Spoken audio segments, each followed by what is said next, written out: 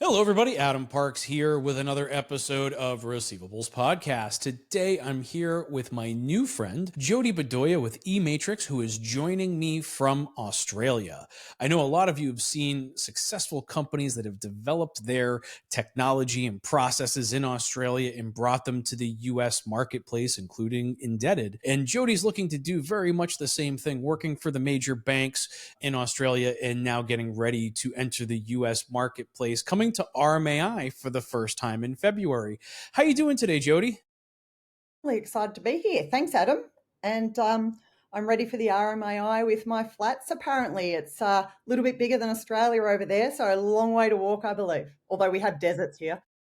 It is quite the distance. The Aria is not a small hotel by any stretch of the imagination. I think someone's given you good advice. Yeah. But for anyone who has not been as lucky as me to get to spend a little bit of time with you and see your 5-minute pitch here on Receivables Info, could you tell everyone a little bit about yourself and how you got to the seat that you're in today? Yeah, thanks, Adam. Weirdly, I studied Japanese and wanted to be a Japanese interpreter. And when it was a bit of a global financial crisis at the time, couldn't get a job. And so I got a job at Toyota Finance, and because I spoke a bit of Japanese, and my boss one day said to me, "I'm going to promote you." And I said, "Awesome. Doing what?" And he said, "Team leader of repossessions." And I said, "How do I do that?" And he said, "I'll teach you." And he taught me nothing. So Adam, when my first call went really badly, when the guy said, "I want to speak to the manager," I was about 24 years old, and the customer rang in and said, "You can't take my car." I said, "Oh, yeah, we can." Hung up. You know, the old days, no privacy, no legislation, say what you want. And even at that time, in that moment, I looked around and went, wow, that was so bad, so bad. So from there, by the way, Toyota do training a lot better these days. From there, I moved through to different debt collection agencies. I worked in debt purchase agencies and was the CEO of a debt purchase agency here. And in all of my time, training was always a bugbear. I'd listen to really bad conversations on the floor and think, wow, how did we get to that point where an operator is saying that on the floor? So I'd go around to HR and say, "Why aren't you doing training?" And they say, "Oh, we've got so much staff turnover. We're just constantly on the inductions." So I'd go around to operations and say, "Well, can't you knock out some training?" And they say, "Oh, we haven't got time. We're busy running ops." I thought, you know what? There's no one specialising in debt collection training only, that niche. And so 12 years ago, I set up eMatrix to plug that hole. Well, and it sounds like from the conversations that we've had, you guys are doing some really interesting things with, I'm going to call it modernizing the training process using short form video content, which I find to be very exciting, especially as a marketer, and just having evaluated and really learned about how the younger generations are absorbing information and how they're actually, what I need to do in order to get them not only to absorb it, but to retain it. So could you tell everybody a little bit about eMatrix and what it is that you're doing there? Yeah. So look, we do no PowerPoint. So death by PowerPoint, I think it's killing businesses. So Agreed. we actually go into companies and we call our program No More Tears, because we're finding we do these interviews with we get these young kids in and we interview them and we sell this image of what we're going to, we say, "Oh, hey, we've got this really innovative organization. We're very modern. We're diverse." We give them all this language. Mm-hmm. We then throw them in front of a PowerPoint for maybe a couple of PowerPoints for 3 days to a week, and then we put them out on the floor. So what we're selling and really what we're offering them, there's a big mismatch. So we go in and we help businesses with their onboarding and their induction through video-based content. And so we work with organizations where we've got like about 300 videos now, Adam, across soft skills, communication, negotiation, empathy, leadership, coaching, tons of them. Well, and from our conversation, it doesn't sound like the videos are just like, it's not just you sitting in front of the camera. Like you guys are actually putting some real production work into these to create some engaging content that actually captures attention. Yeah, well, I've got teenage kids, right? So they're my quality control on my videos. If they look at one and they go, "Boring," I'll say, "Why is it boring?" And my daughter said to me the other day, "Mum, that goes for 5 minutes," as if I'd watched that. I went, wow. So we try to keep them, rule number one, Adam, under 3 minutes. So to get a subject matter expert, we work with like diversity inclusion people. We've had psychologists, consumer behavioural experts, debt specialists. We have to try and take what's out of someone's head in 3 minutes or less. And it has to be something, every video has to have a practical tip or a light bulb kind of concept for people to walk away going, okay, how can I apply this in my role? I like that. So it's an insight that they can derive from each one of these videos. Yes. And one of the ones that we've just done recently is, if I can talk about compliance and policy training, right? We have compliance people that write these documents that go for about 8 pages that no one reads ever. And then we give people a test. So we worked with a company that was having all these breaches. They said, our breaches have gone through the roof. And I said, well, can I have a look at your training? I looked at their training, and Adam, I wanted to stab my eyeballs out after I sat there watching these ridiculous PowerPoints and things that I was trying to do double speed on it because it was so boring to get to the end to do the test.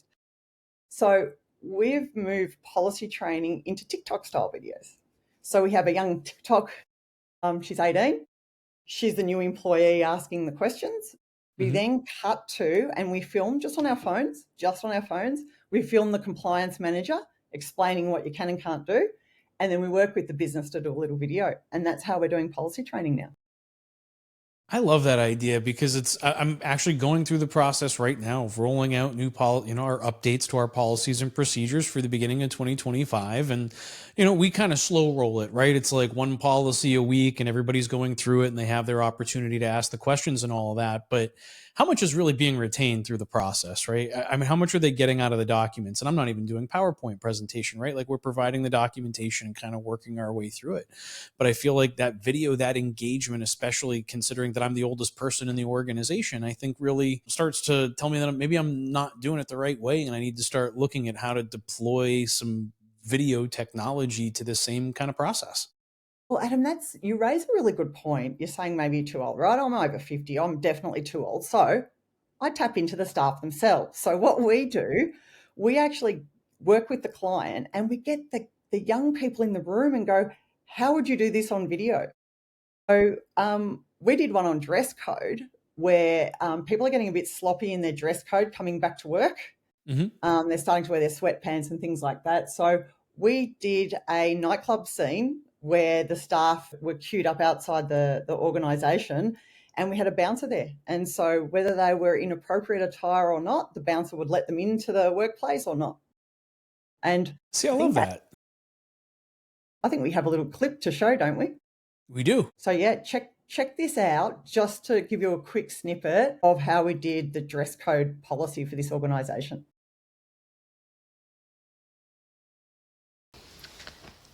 I've been shopping for my new job and I've come up with some office siren outfits. So I was thinking this little lacy number over here, little like bralette tank top under kind of thing. This skirt on the bottom.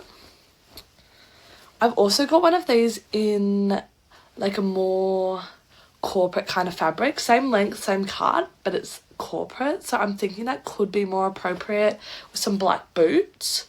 So I'm thinking these are good outfits for my new job. I'm not actually too sure. Tash, I love that you're putting some thought into what you want to wear for work. A couple of rules of thumb. So anything that you're going to wear to the gym, to the beach, out partying, those things are out. We want to avoid rips and tears and holes. We want to look professional, nothing too sort of revealing. And if you get it wrong, that's all right. You can check in with your leader and try again the next day. And now we're going to see how this might play out in the Armour nightclub. Let's see who gets in or out.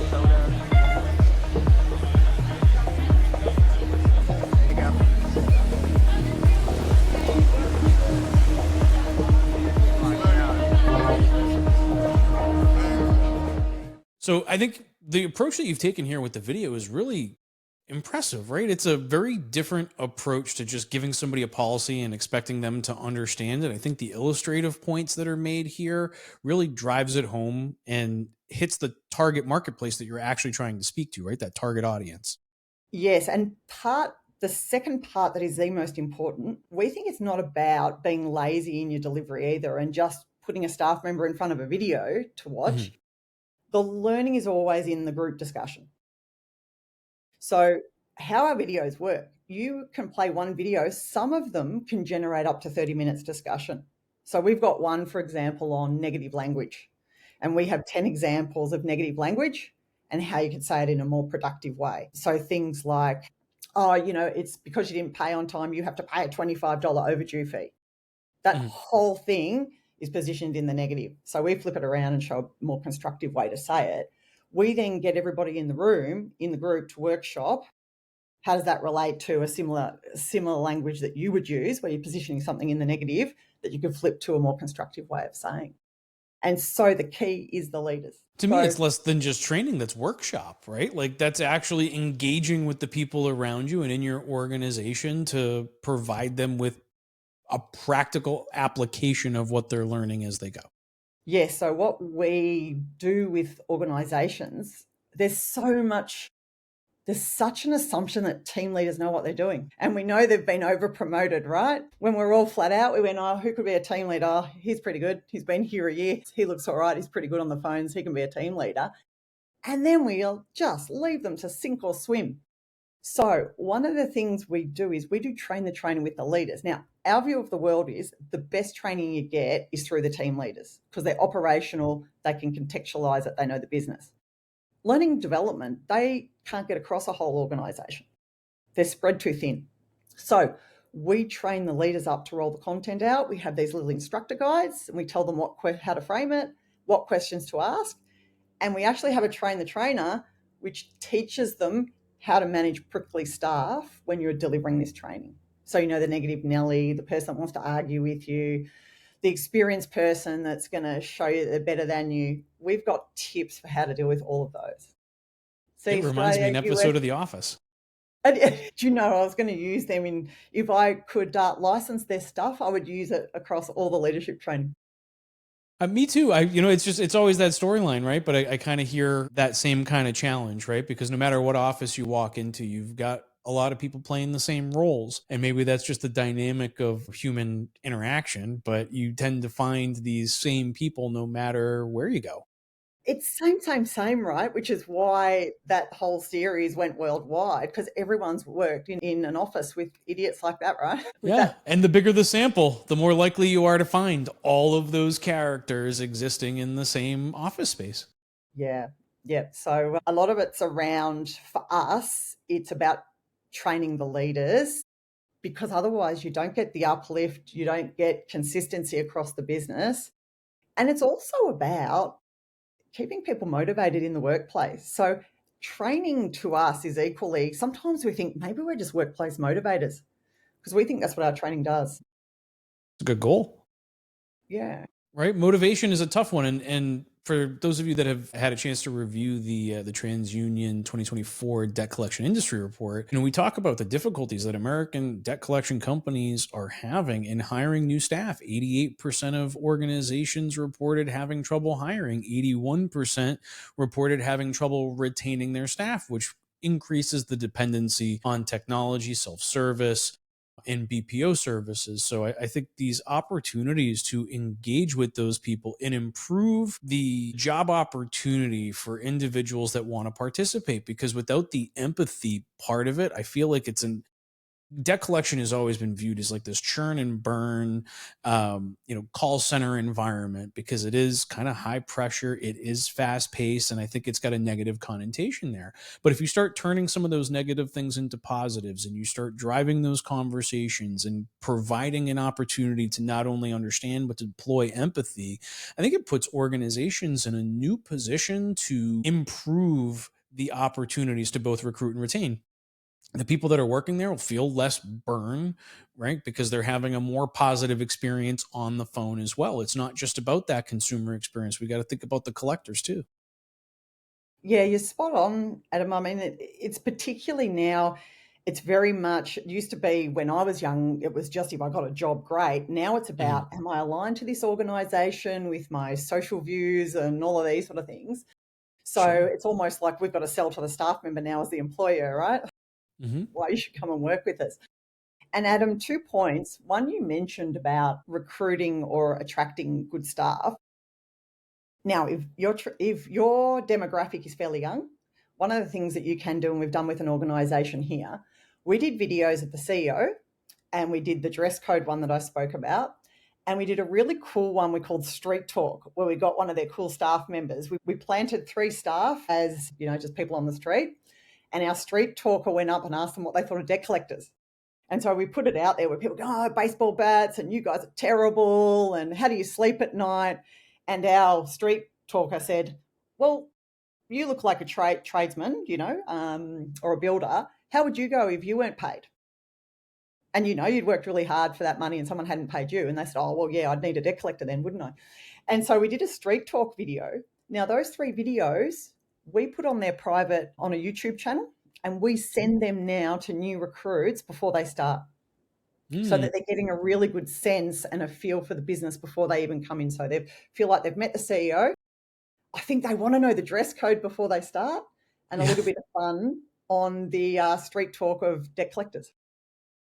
I think that's fantastic. I love that approach to the proactive communication to that target audience. If we're having trouble recruiting and retaining, finding ways to make them feel more comfortable and feel like they've got a better understanding, not only of the organization, but of the industry and the job itself. I think that's incredibly powerful because it's becoming more and more difficult to get good people. And we find ourselves investing in all types of things like personality assessments and things, which have a place in the hiring process. But what can you do to help those people understand what they should expect in advance of, right? And How it do you can get them be fun. motivated?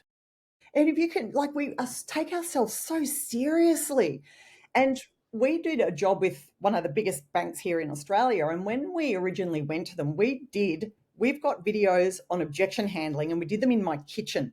And we did it with the spices. We've got the 7 spices of objection handling. So we sprinkle a bit of empathy, don't put too much chili. Cinnamon, we don't want to be sickly sweet either, do we? So I come in as the abusive customer, and my colleague says, oh, I'm going to have to sprinkle her with a bit of likability. Anyway, Hmm. we use all these spices, and we take the staff through the spices in the kitchen.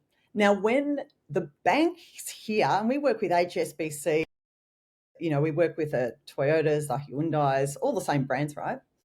They said to us, we would never be allowed to do that training, but we're allowed to buy it from you, because it was too funky and it was too.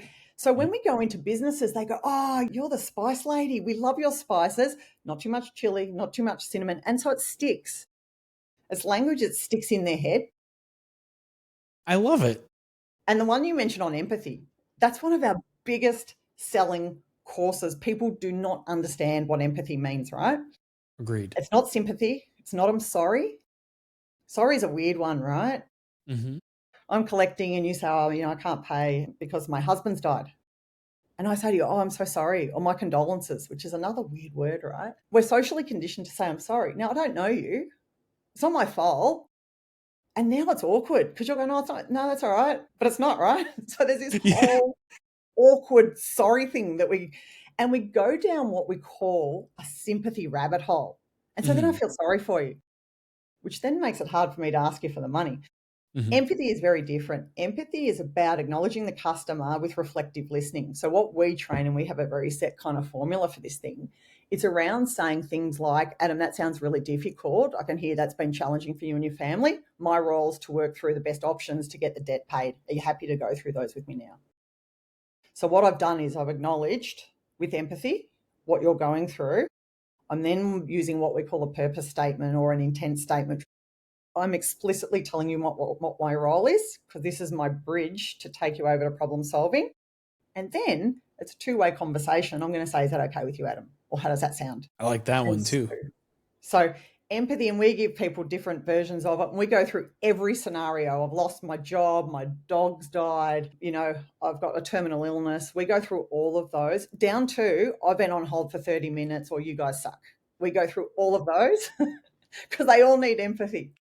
It's true.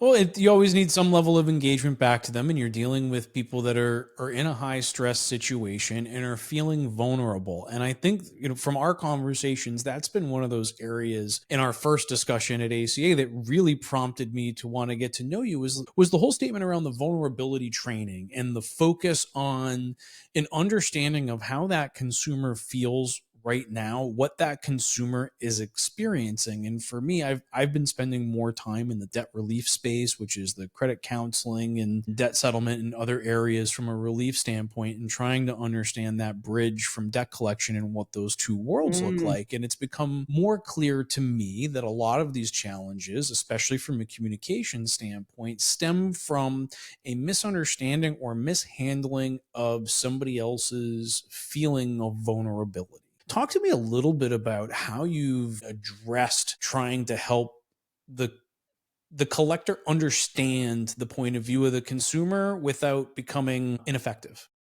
Such a good question. So vulnerability, our legislators here in Australia go nuts with this word. They're putting it into everything at the moment. And so they give you a laundry list. Vulnerability is, and they give you this big laundry list of all the problems: disability, mental health, LGBTIQ, incarceration. And it's like, the list is this long. For us, we like the Brené Brown definition of to be human is to be vulnerable. We're all vulnerable, right? So it's about picking up.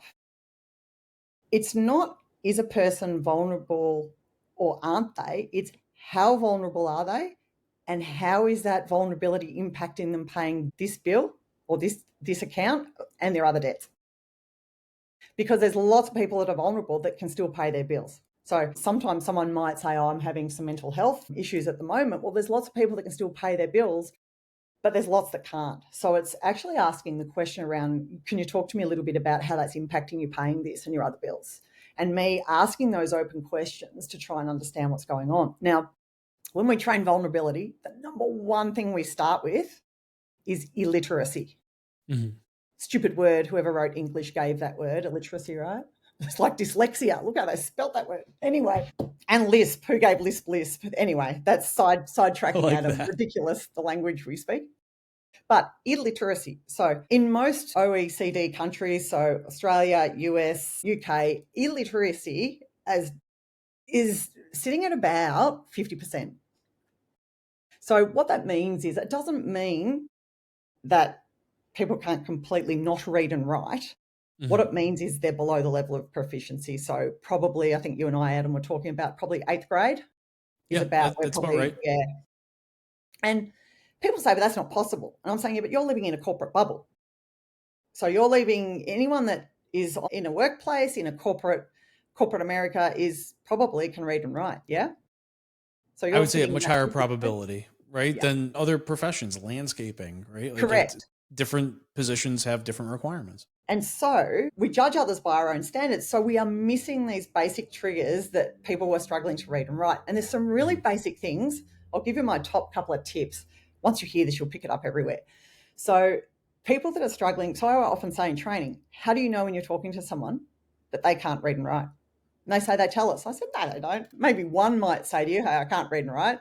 But we have as humans, we're pretty proud. There's a level of pride behind not being able to read and write, yeah? Sure.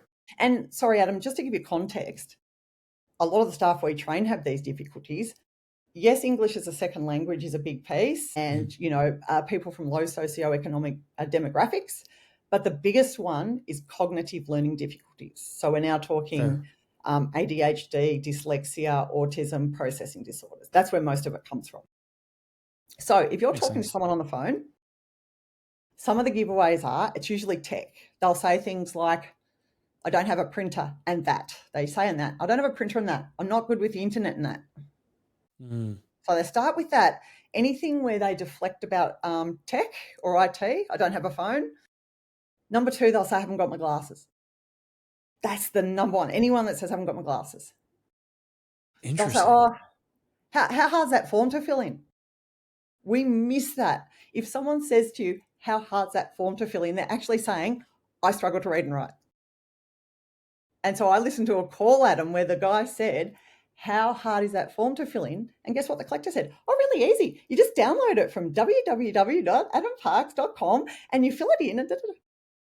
She missed that he said, how hard is that form to fill in? So they'll ask you that. They'll also talk about other people. Oh, the wife looks after that. I don't do that.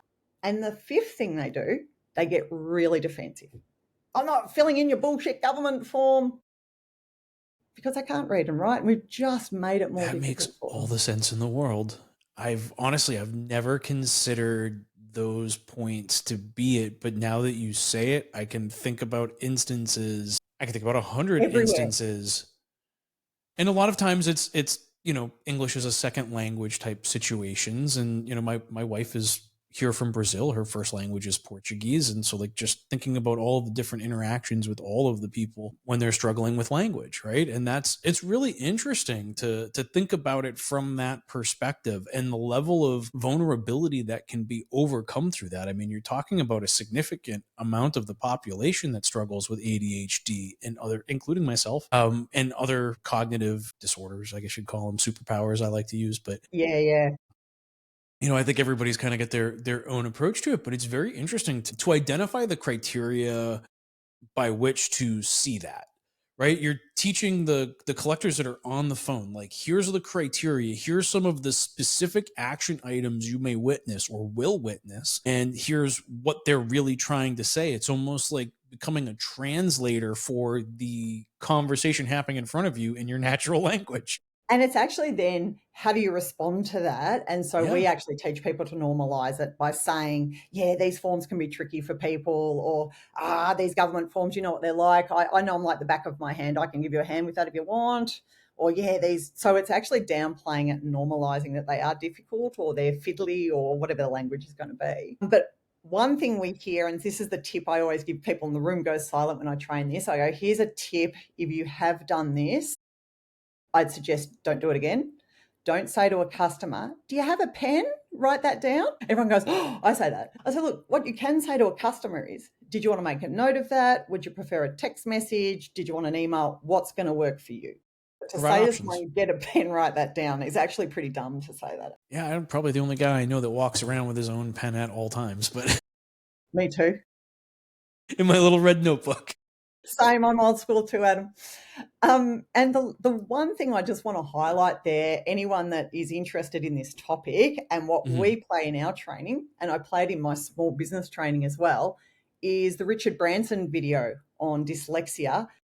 And Richard Branson, and never assume knowledge in training, Adam. For those that don't know Richard Branson, because I had a couple of young girls go, who's he? I think, does he still own Virgin? I don't know. Anyway, I know who he is. I fly his airline. Billionaire, right? He's a billionaire. He does a video on dyslexia, and he was running the biggest group of private companies in the UK at the time. He was 50 and he was in a board meeting, and his chairman pulled him up afterwards and said, Richard, we were talking about gross profit in that meeting. Did you not understand what that meant? The difference between net and gross profit? And he said, no. So because he's a famous dyslexic, the way his dyslexia played out, he didn't know the difference between net and gross profit.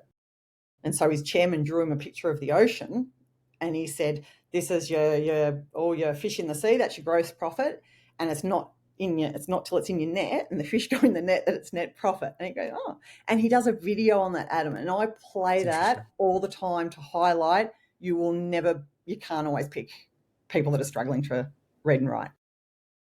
That's I'm floored, Jodie, honestly. Like that, what an interesting conversation. This was eye-opening for me in a lot of ways, right? Thinking through, I've spent time on the collection floors, and I've spent a lot of time in this industry, and I've never really thought through the criteria by which to identify these specific vulnerabilities. I think what is probably most impressive for me is the way that that's all broken down in a way in which you can communicate it to a third, because this is something that would take years to develop and understand, and to really look through all of these different criteria that are affecting all of these different vulnerable populations. And what does that mean? But being able to take that, distill it down to video content that's easy to digest by the younger generation that's most likely picking up your call center type roles.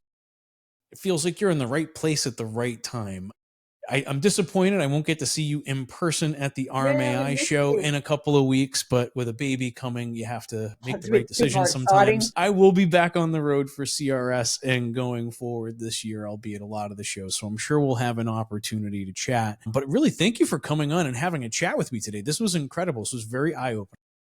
Excellent. Thanks for having me, Adam, and all the best with the baby. Greatly appreciated. For those of you that are watching, if you have additional questions you'd like to ask Jodie or myself, you can leave those in the comments on LinkedIn and YouTube, and we'll be responding to those. Or if you have additional topics you'd like to see us discuss, you can leave those in the comments below as well, and hopefully I can get Jodie to come back at least one more time to help me continue to create great content for a great industry.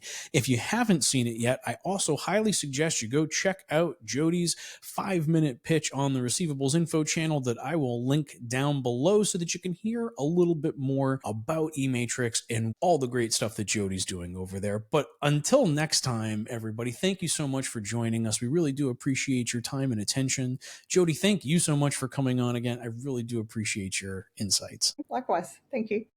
All right, everyone. We'll see you again soon. Bye, everybody.